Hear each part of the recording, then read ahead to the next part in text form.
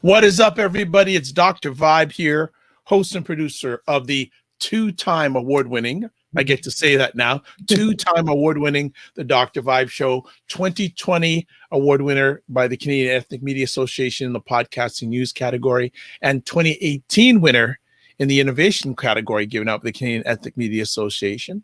Also, once a month, I host conversations for fathers and dads that are co-sponsored by Canada's national fatherhood organization, Dad Central, and Dove Men Care. As always, I like to say you're blessed, highly favored, a magnet for miracles, and a solution for someone's problem.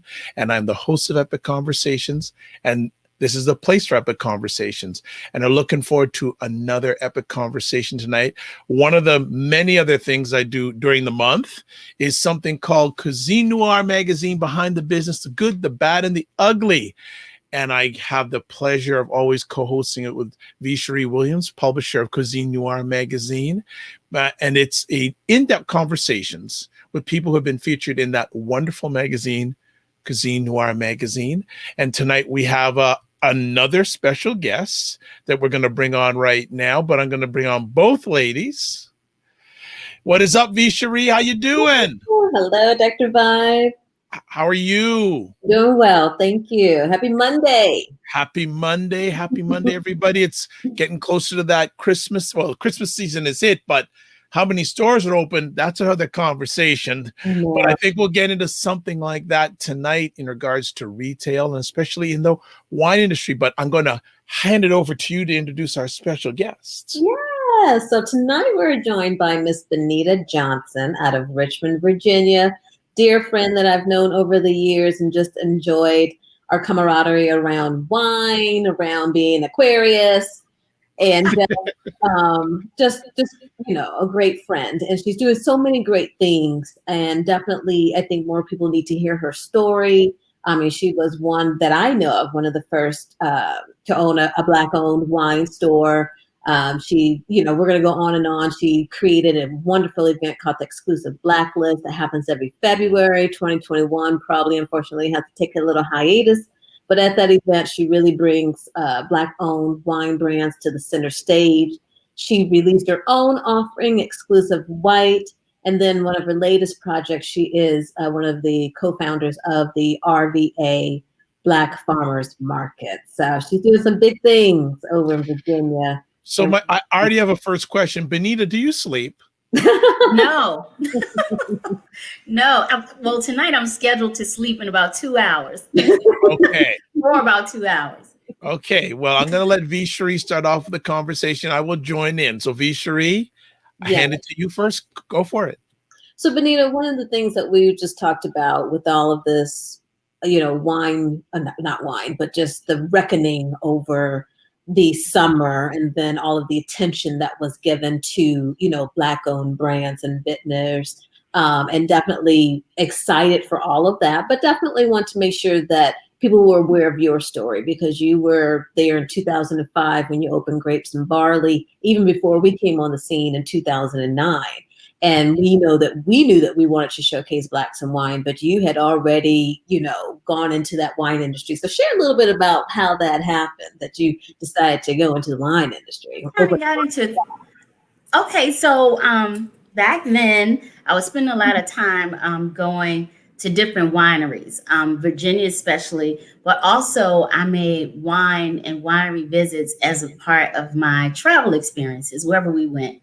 And so what I did not see at home it wasn't about not having a Black person or any people of color in the wine industry in my city.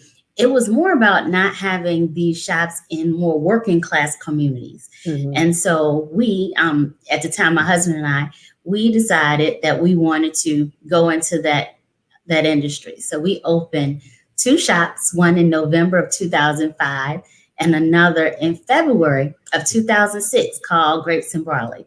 And so I ended up being the first African-American woman in my city to own a brick and mortar wine store.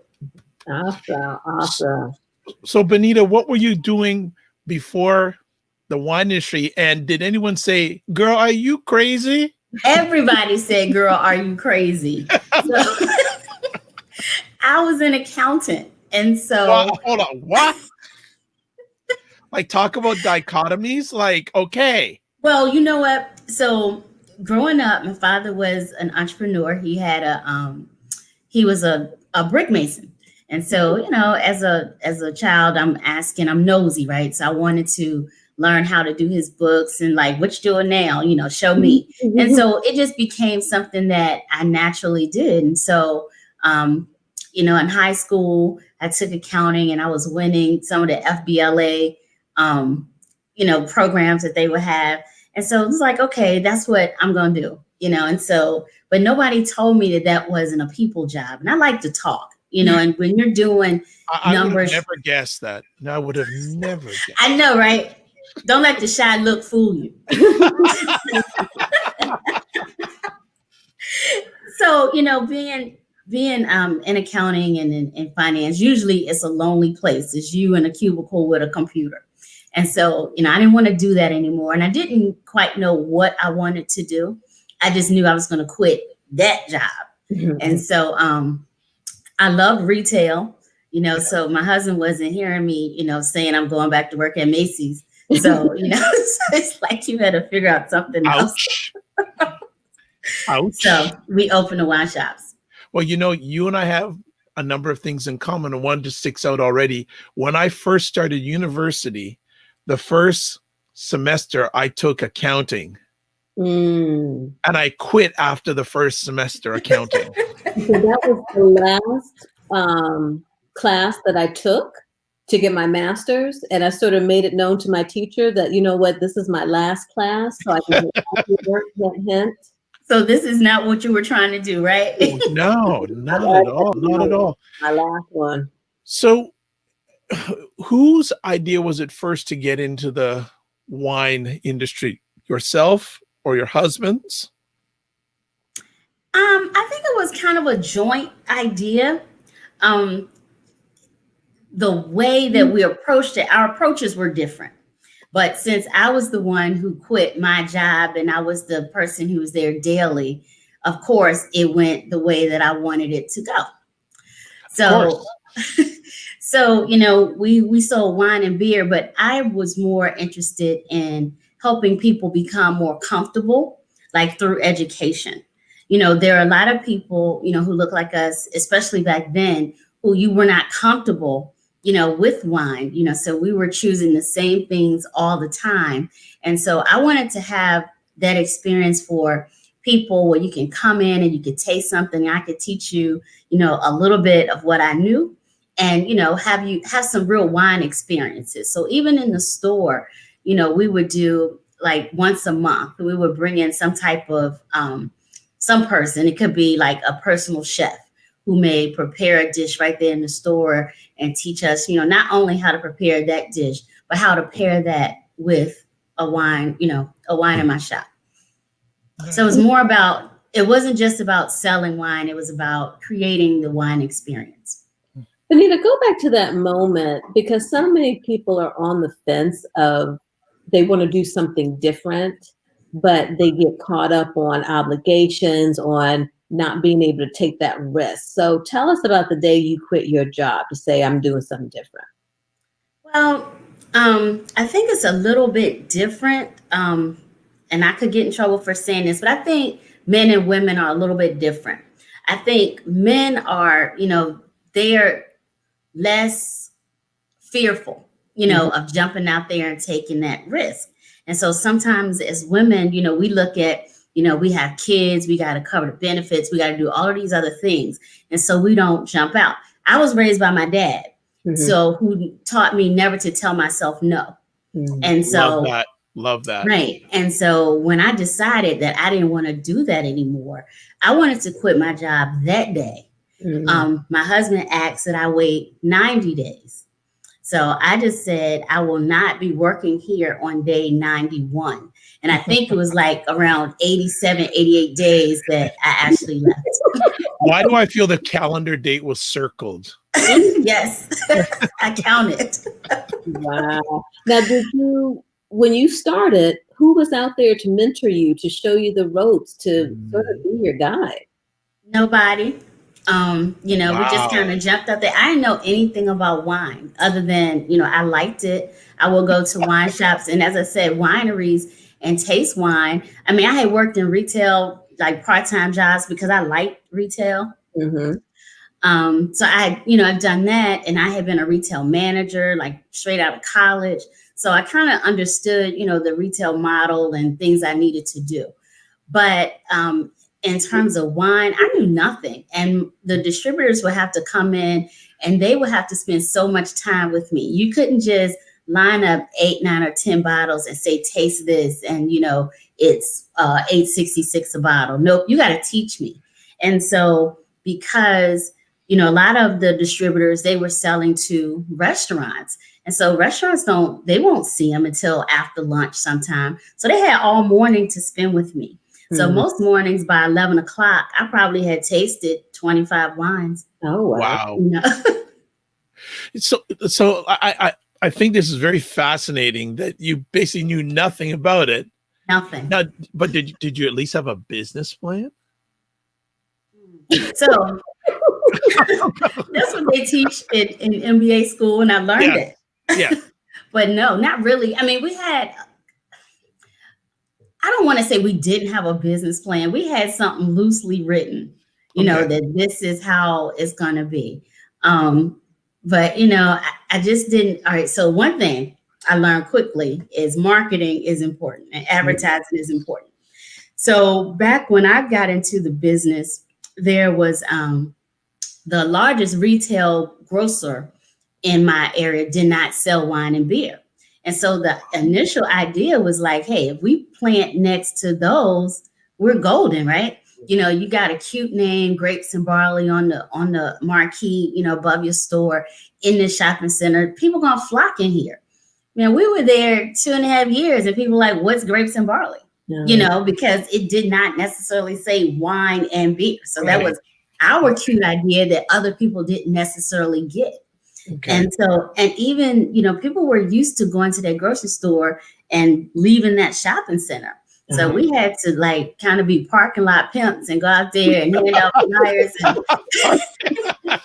and drag you into the store, to come in. And so we had to be real creative and, to get people in the store. It wasn't as easy as I thought it was going to be. Very, very key. Very key. Sheree? Yeah. So tell us. So what are some lessons learned? So there's a big accomplishment because one, you opened the shop. So that's something to be commended. Looking back, what would besides marketing? What else? Is there anything else that you would do differently? I wouldn't have done two together. Okay. We basically signed both of those leases at the same time, and so we got one landlord to give us 4 or 5 months to open because I had to open this one first. So I realized that initially, although I had a great staff, sometimes people wanted me to do it. Like if you came in my store, there would be people who asked for me. I can only be one place at one time. Right. So, the store where I wasn't was the store that suffered that day. Okay. So yeah, I wouldn't do that. One thing I'm glad I did, I paid attention when I was getting my MBA. I don't know which class, but they talked about anchor clauses in the lease. And so I did have anchor clauses so that when that grocer chain I mentioned, when they left, because that was the draw, if they were leaving, I could get out of my lease. Nice. And so I was happy because during the time I had those stores, that grocer was sold. Okay. And it changed the whole landscape of wine buying in Richmond. Cool. And just to piggyback on what Sheree has been asking you about the early days, can you reflect back to those early days? I saw your head. Do you want us to go reflect back to those early days? So back then, my kids were young. And, we're a young family. I think when we started, our kids were 12, 6 and 4. Oh. And so they were a big part. How you doing this, Superwoman? Hey, they lived in the back of the store. So we had, there was a PlayStation back there, a TV, my daughter was 12, so she wasn't as into that. So, I would just say, I would give her a copy of a Wine Spectator magazine, open up a pretty picture and say, write a story on this, So, something good came out of it. She published her first book at 14 or 15, I think, so, there were things coming out of it, but it was definitely a juggling, a balancing act. So something else, another life lesson learned is that we can't do and we shouldn't do everything. We want to sometimes when we have a business, try and do every little aspect of the business, but we don't do all things well. So it's important to do what we do well, and pay somebody to do the other stuff. So. Wow. So let's talk about your transition from the stores, but you continue on with wine. So tell us how you continued on leading up to the Exclusive Blacklist. So when we got out of the stores in 2009, that's when that grocer sold. So it was a good time to kind of get out. I kind of stayed in. I was working with a catering company and a restaurant. And so kind of working in their wine program and helping them do some other things business-wise. So in 2011, 2010, 2011, I met my business partner in the Vine Wine Club. And he recognized me from Grapes and Barley. So he had a whiteboard in his house and he wrote wine shop. And I was like, no way. I said, we ain't doing that. I ain't doing that with you. He never erased it off the whiteboard. And so I think around 13, he paid somebody to do a business plan. And that business plan, Dr. Vibe, I still haven't seen it, but he paid somebody to do it. And so in 14, he had twisted my arm enough to say, okay, we're going to go back, but we're going to do this, not a brick and mortar. We're going to try it through online, and so again, we create this website and you think, throw it up there, give it a .com and everybody's going to buy your wine and you're going to be shipping all day. Didn't happen quite that way. And so, but, we had to remain pivotal. And, you take what works and you say you take that, you throw away some other things and you keep reinventing yourself until you find the right formula. And so what we ended up doing is having a subscription membership to our club. And so with those people who are members, we do wine classes / tastings twice a month. I need to jump in here for a few reasons. So first of all, I need to just shout out some people who are watching on Facebook. Dr. Tachi, who hosts Mediascope, which is one of the livest live streams about media, tech, and pop culture. It's on every Wednesday at 5 p.m. on Instagram Live. And at 6 p.m. she's on Facebook Live, WJMS Radio. I know also LinkedIn Live and Periscope. So she's on, and also a longtime gentleman who I've not heard from in a bit, Melvin Lars from Louisiana. Welcome, welcome. Now I'm coming back to Benita. Benita, question for you. In regards to with all this stuff that's going on in the early days, how did you keep it all going? Well, first of all, although it was hard work, it was fun. And so, when you enjoy what you do, it almost doesn't seem like work. So going into those stores every day, I used to drop my kids off at school. I'm in the store, and here comes my reps, then here comes my staff, and here comes my customers. So it's like, everybody, it was like family, so it wasn't like it was work. So keeping it all going, it was almost like it was an inconvenience when I had to take my kids to Taekwondo because, I like being in the shops, but sometimes we had to go home and I had to help with homework. So I also want to add too, were you the only Black doing what you were doing back then? At that time, And then also, was it easy to market to non-Blacks? So very interesting story. There was a elderly lady, a white lady. She came in my store one day and she was looking for something for her son. And, I spent quite a bit of time with her going through some products. And so at the end of our transaction, she said, I appreciate you. She said, I go to some of these other shops and they talk to me like I'm stupid. She said, you took time with me. You explained this so that I could understand it, and I'm coming back. And so not really. And I went to the school while I did my undergraduate degree, is a large PWI, and I was very active in the Alumni Association there. And I did a lot of events for them. I was the logistics chair for 13 or 14 years during their events. And so they were frequent customers. So, when they were looking for a small space to have an event, a lot of times they use my shops to host their fundraising events. So nice. Sheree? Awesome. Yeah, just want to start to transition into, tell us about the Exclusive Blacklist. So we started the Vine Club in 2014. And at the same time, I started a podcast with my friend Teresina. It was called Off the Vine with Benita and Teresina. And on one of the conversations, we had Brother Marcus Johnson, and we were talking about his flow brands, and we were talking about music because I had been a fan of his musically. And so while we were having that conversation, he was talking about, he was out trying to get a large store to carry his brand. And I was just talking about how the industry is set up, where we have to work very, very hard to get folks to carry our brand. Yet there is a distributor in the middle who doesn't always work as hard as we do, but they get paid, Yep. So I was saying that I wanted to have this event, and I said it right. Our podcast was live, and I said, I'm going to do this event in February. I think this was November.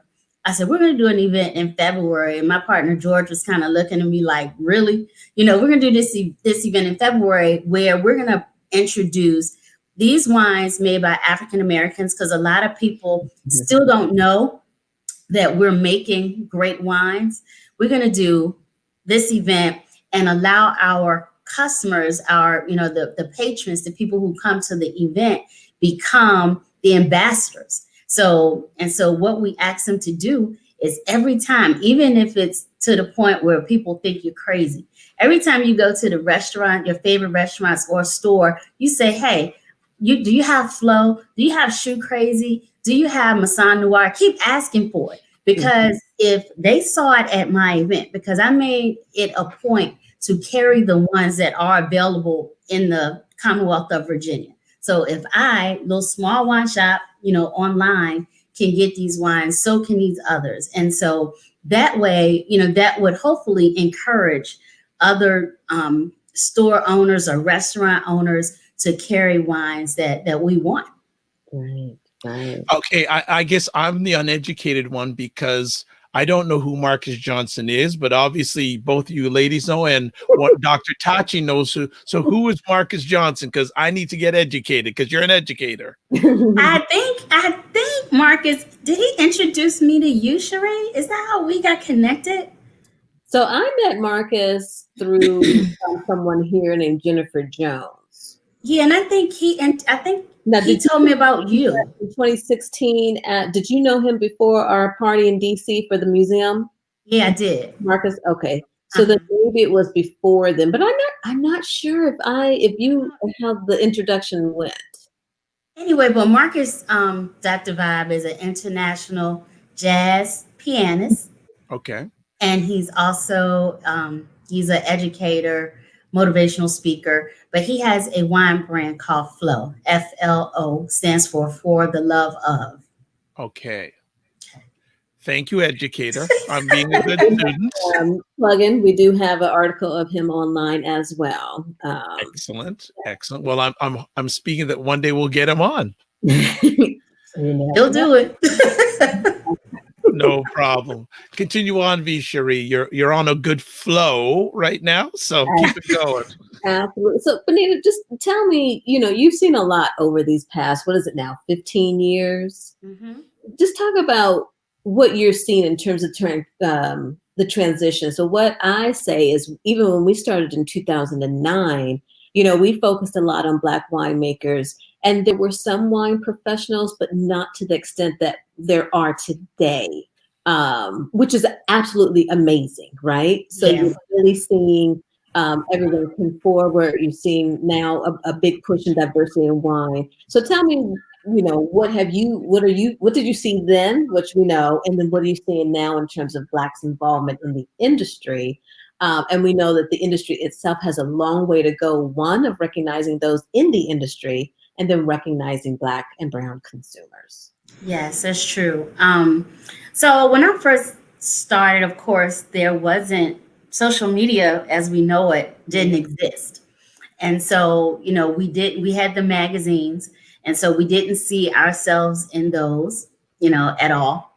So, we had no idea of what was going on or what we were doing individually, right, in the wine space, especially if you lived in Richmond, Virginia. Maybe, I don't know what y'all knew in Cali or what people knew in New York, but we just didn't know, what was going on. Mm-hmm. And I remember in 2006, I came out to Napa, and that's when I met Mr. Brown of Brown Estates. I had no idea, he was out there. I hadn't heard of them. I just happened to be at a wine festival. It was me, and it was 6 of us who came out. And, we were the only people of color at the festival. Wow. So we were way over in 2006. Wow. And so we looked over in the corner and we saw brown people pouring wine. And so I kind of just ventured over, because, you know how we do. So I'm going over to see my family. And that's when I got introduced to, an African-American making good wine. Mm-hmm. Nice. Mm-hmm.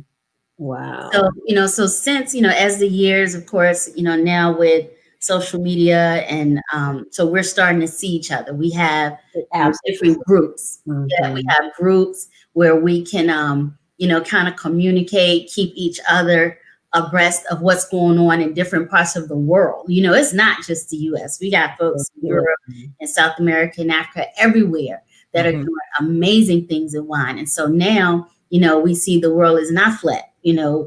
It's round, and we can touch each other, and we can connect, and we can learn from each other. So much has changed since 2005. So, Benita, do you feel, compare the time that you entered in the industry to now, do you feel it is easier, the same, or more difficult for Blacks to get involved in the wine industry, wine retail industry, or in the industry per se, compared to when you got started? I don't think it's any more difficult to get involved in the retail space. I mean, we got the same issues we always had. Money, capital, is an issue. And that was an issue then. It still is an issue now. What we, are able to do now that we can see each other, we can kind of join forces a little bit more because we know who's doing what and can kind of piggyback off of what others have done or are doing. So I'm not going to say it's easier, but definitely there's more mentorship opportunities. Like when Sheree asked earlier, who mentored me? I didn't know anybody. So I kind of entered into this space by myself. And even like when we would go to trade shows in my city, I was kind of, like, the zebra in the room of elephants, because I was treated differently. Not only because I looked different, but my wine shop was in a part, both of them were in, as I said, very working class, more blue collar communities. And so, I didn't have that West End shop. My shop looked very nice. People used to always say, oh, I'm surprised that, this type of shop is in this neighborhood, but, every neighborhood deserves nice. And, I bought quality to what I thought was a great neighborhood anyway. Wow. Now you went from wine shop, online club, event, and then now you released your wine. Tell us about that and that decision and that process. So I just wanted to do like in our classes, and folks will come, we see people and what they like, and they kind of stick with what they know. And so, like me, I started out, my first wine was, so the first wine was really peach and raspberry. I'm not ashamed.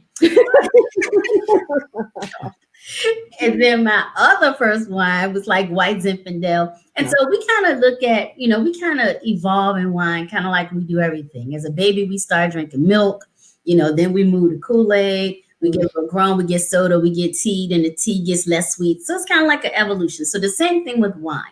And so we wanted, George and me wanted to introduce a wine that was like a transition from like a Moscato or something like that. And so we introduced our exclusive white, with the help of my dear friend Gwen Hurt, owner of Shoe Crazy Wine, who's a distributor. Because we had learned that one of the major challenges that we have with wine is distribution. And so she had become a distributor. And so she agreed to help me private label my baby, which is exclusive white. Awesome. Is it mainly sold? Tell us about how people can get their hands on it. So you can get it if you're in Virginia on my website, thevinewineclub.com. Outside of Virginia, you can get it on Gwen's site at shoecrazywine.com. And we're starting to get it in shops. So we're excited. We got it in a couple restaurants here locally. We have it in one of the markets not too far. So we're starting to get little wings. Okay. So I want to jump in here in regards to, because you guys are just having a good vibe here, and I've got so many conversation pieces going on in my head. I don't want to forget, and I'm forgetting while I'm listening to such a great conversation. With the when you got involved in the industry, were you, compared that time to now, are you being handled differently? Now, did you encounter any racism when you first started off in the industry? And are you still encountering any now? Because the majority of distributors are probably still, as my friend Melvin Lars would say, non-melanated. Did you experience any in the early times? Are you still experiencing any now? In the early times, I guess the biggest thing was, wow. With distribution, it's kind of like, if you don't know, they kind of, it's like with anything. If you don't know, people will serve you anything. Right. So it was more my lack of education in the industry. I'm going to say that more than it was racism. I think they knew, little silly girl don't know nothing. We're going to sell her this. It's on sale. It's been sitting in the back of a truck, 3 years. I didn't know.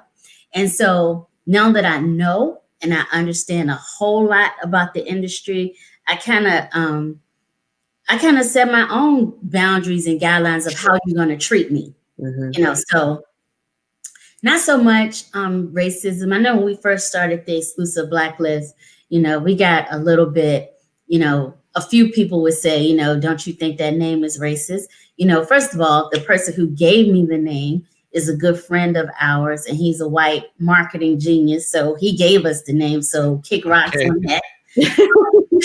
All right. Shut him down. Nice. But it is what it is. It's an event that celebrates African Americans in wine, food, and spirits. And so I'm not ashamed of that. You have French wine festivals. They ain't thinking about Black people. They drinking French stuff. You have Italian. Why can't we have our own? And so you just got to sometimes just create your own lane and don't worry about what they do or think.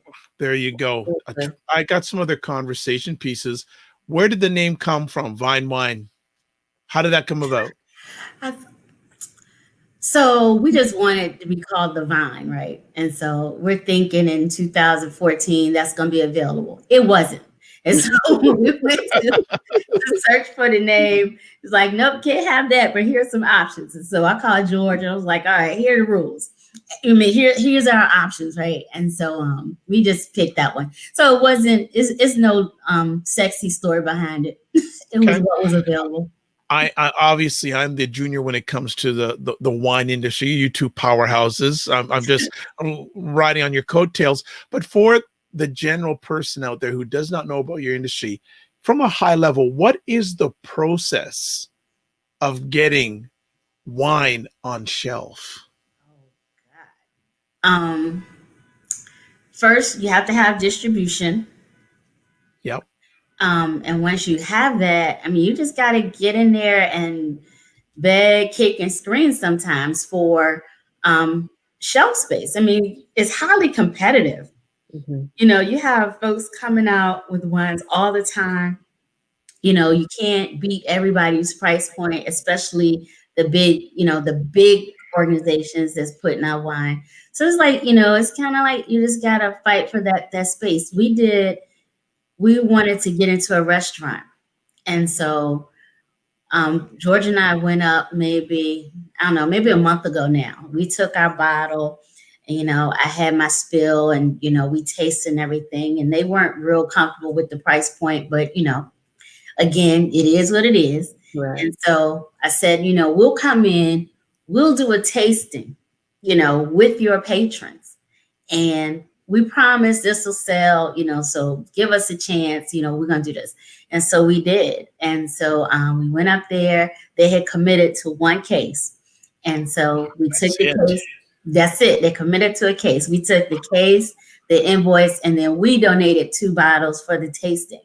And so just from that 2 hours we were there, we ended up, they're going to take the wine. I mean, the people liked it, so they were convinced. So we're going back in a couple weeks. We're taking another wine that, it's not ours, but is our friend's wine. We're taking her wine. We're going to do another tasting, because what we did in the process, we had the conversation and made them, they want their wine list to be Black. So. Okay. So okay. Is it a Black-owned establishment? It is a Black-owned establishment, and it starts with us. If we don't Blackify our wine list, how can we expect? That's a word I just made up. Yeah, I was just gonna say, are you trademarking that word? If you're not, I may trademark that word. Yeah, we Blackify. We got to do our own, before we expect them to do it. So it starts with us.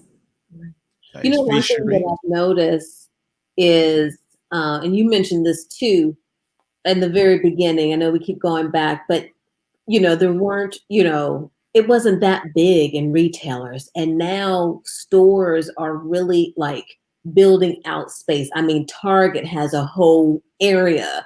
I was in Grocery Outlet a couple of weeks ago, and I was looking around their wine section, and I'm like, I'm blown away.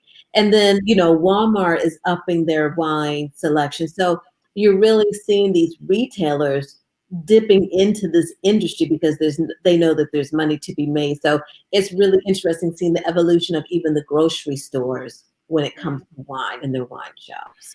And it's unfortunate that change doesn't happen until a lot of times there's destruction or disorder. Mm-hmm. And so we went through so much stuff in 2020, because, COVID, we're all sitting at home paying attention, to things that, sometimes we were mad for 3 days, and then we, move on to the next thing. But we focused. And so when people started, we saw all the things that we saw with the unrest. We said, okay, we're going to support each other. So they're not dumb. They're not going to miss out, on these dollars. And so they all of a sudden, when they didn't have space a year ago, they got space now. Interesting. Interesting. It makes me reflect. A number of years ago, I watched a documentary on Costco on MSNBC, and it blew. It still makes me shake my head that Costco is the biggest retailer of wine, definitely in the United States, probably in North America, but I wouldn't doubt in the world. Yeah, they really got that game on lock. They really do. That is just phenomenal. Mm-hmm. Would you like to have your product in Costco, Benita? Yes, call me Costco.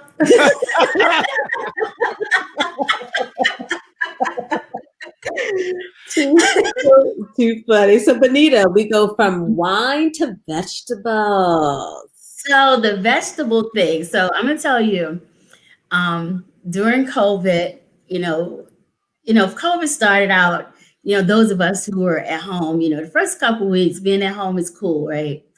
And then, after that, it's like, okay, I'm trying not to drink all my wine in one day. I got to find something else to do.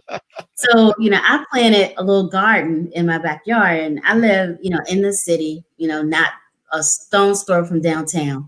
So, a little urban garden in my backyard. And they're raised gardens because I swear my house is built on top of a brick yard. You can't dig in my yard. Okay. So it inspired my daughter to want to do something. And I want to get Black farmers, Black growers together to kind of share, exchange, or sell our goods. And so I take no credit for founding the RVA Black Farmers Market.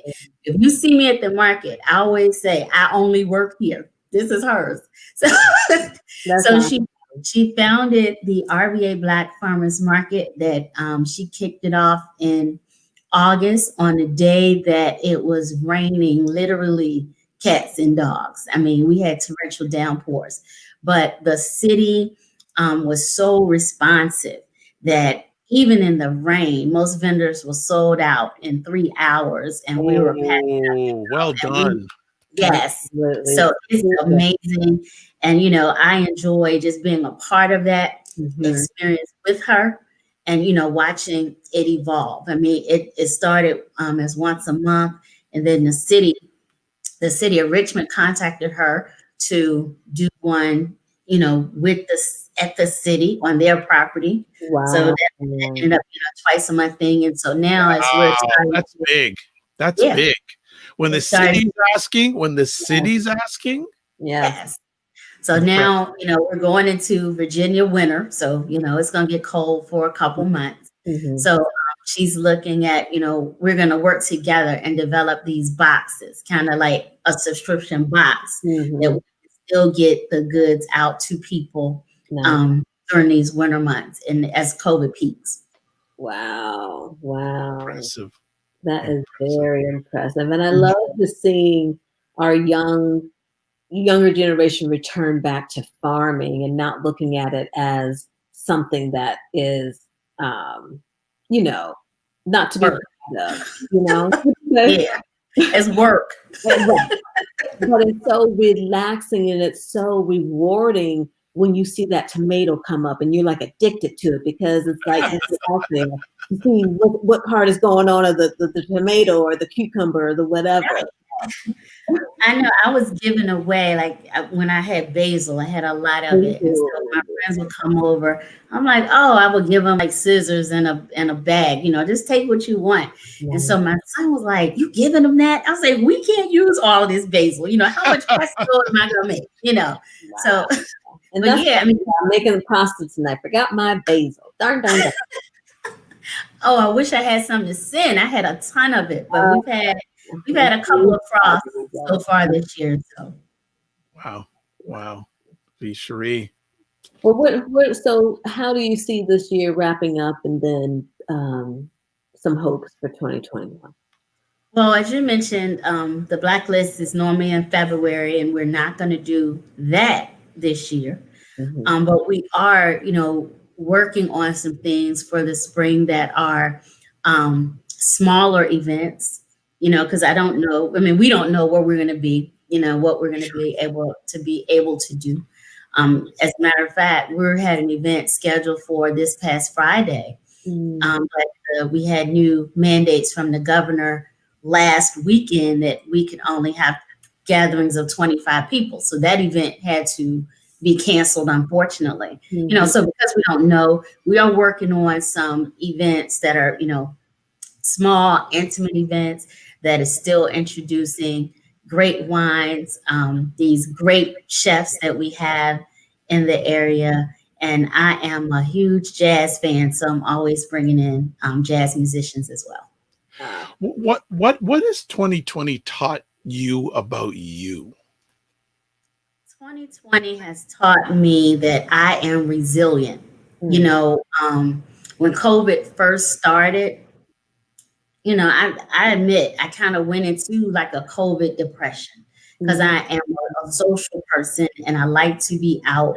And, I was working and living in Raleigh, North Carolina, and I had, my house here in Richmond. And so I had that, I'm going back and forth and I'm just doing my thing. I'm grown down there because I don't have any kids. And so when I come back to Richmond, this is like my real life, right? So at the beginning of COVID, it kind of, it was so different. And then I'm a caregiver. My father is sick and he lives in my home. And so, all of these things at one time, it was a lot. And so I had to, get to a place where, I was like, okay, this could be the new normal, but I'm still here in the midst of it. And so, pivot, get the resources I need to help. A lot of times we as African Americans, we don't reach out, get a therapist, get a life coach, talk to whoever you need to talk to, but, get well. And then, once you're at that space, you're resilient, pivot, do something else. Awesome. Nice. The Sheree? Well, we've got in our last couple minutes, one of the things that I said, that we talked about was our special announcement that we wanted to make, which I'm very excited about. And just giving a little preview as to what we're going to be sharing next Tuesday. So speaking of, I love how you led into that, Benita, about being resilient and pivoting and just, making a way. And so, that's been one of our challenges this year with Cuisine Noir is how do we continue to do the work that we're doing and still make an impact and still grow. And so very excited that we'll be announcing our new formed media nonprofit that we'll be launching. I'll leave the name until the big announcement next week. But I'm also excited to share that we've got 2 board members here, Benita Johnson, as well as Dr. Vibe, who will be joining the board to help us really go to the next level that we want to go to. So very thankful for the both of you and the work that we're going to be doing. And it's going to be I think it's going to be awesome. So again, we'll be sharing more greater details next Tuesday. But just know that we've got some great things in store that's going to take the stories from Cuisine Noir to even, thank you, Melvin, to even higher level. So looking forward to working with both of you guys on this new project. Fantastic. I just want to add with just 1 or 2 last comments from Benita. Benita, what advice would you give a Black individual that wanted to get into the wine industry now? I would definitely say do it. Mm-hmm. I would also, encourage them to kind of look around and talk to people. Like right now, it's no excuse. It's somebody, who looks like you that's doing almost everything in this industry. And for the most part, we are a very congenial group, for the most part. And so you can reach out, you could touch them. Everybody's on social media, go in their DMs or whatever and talk to them. And most people I have found have been willing. Most people who've come in my inbox or whatever, I talk to everybody, and if I don't acknowledge you the first time, it's definitely, a head thing, not a heart thing. Ask me again. Wonderful. There's someone here, a supporter of the Dr. Vibe Show, Deborah Jackman, saying good evening. I love what I'm hearing coming from an addict gardener. My gardener saved me during this trying time. I would like to know how to duplicate what you're doing here in Ontario. So if you're comfortable, Benita, I can certainly exchange email addresses with both of you and you can continue the conversation offline if that works with you. That works for me. All right. No problem. Well, we are getting ready to call it evening, but what I'm going to do is if you're watching live or on the replay, I'm just putting up information about Cuisine Noir Mag. Oh, wrong thing. That should be saying the Fine Wine Club. I got it wrong. So no problem. I am human. I make errors. All right. That's okay. This is the name of the company, the Vine Wine Club. I really had some fun with this today. But the Vine Wine Club, I was on Twitter. The Vine Wine Club is on Facebook. The Vine Wine Club is on the gram. Yes, the gram. So if you're watching this live on the replay, all the information is there. If not, just go to the website, thevinewineclub.com. You'll get all that information there. Cuisine Noir Magazine, I'm not going to put up the website address because I made a mistake, but they're on Facebook here. They're on Twitter here. Yes. They're on the gram here. And the website address is Cuisine Noir Mag.com, or you can do cuisinenoir.com too. okay. So each other. forgive me for my error, Sheree. Right. That's all right. If you forgive me, that's all right. And then, as Deborah Jackman is saying, thank you. So I'll make sure I have an exchange of your email address. Andre says, great conversation. Thank you, Andre. So another part that seems like you have your own little group here that you just bringing them on. Bring them on. I would like to thank everyone who helped make this an epic conversation. Andre, Deborah, Melvin, Deborah, Dr. Tachi, and anyone else who's watched this or going to watch this on the replay. Thank you so much. Anyone who's going to listen to this on the replay. So I'll just close out here with this. My name is Dr. Vibe. I'm the host and producer of the award-winning Dr. Vibe Show, the home of Epic Conversations. I'm the host of Epic Conversations 2020 and 2018. Award winner given out by the Canadian Ethnic Media Association. 2020 was given to me last week in the area of podcast news. 2018 winner in the innovation category. If you want to catch and touch base with me, there's my website address right there, thedrvibeshow.com. As always, I end off my conversations like this. Live your life as a dream. If you can dream it, you can make it. Sometimes you have to get smaller to get stronger. Block assumptions and aim bigger, aim better, aim higher, aim wider. Be ready for next month. We have another special guest coming up next week on this wonderful conversation. And I'll close off with this. Remember to give yourself grace. God bless. Peace be well. Keep the faith. And thank you. And walk good, as we say in Jamaica. Good night, everybody. Good night.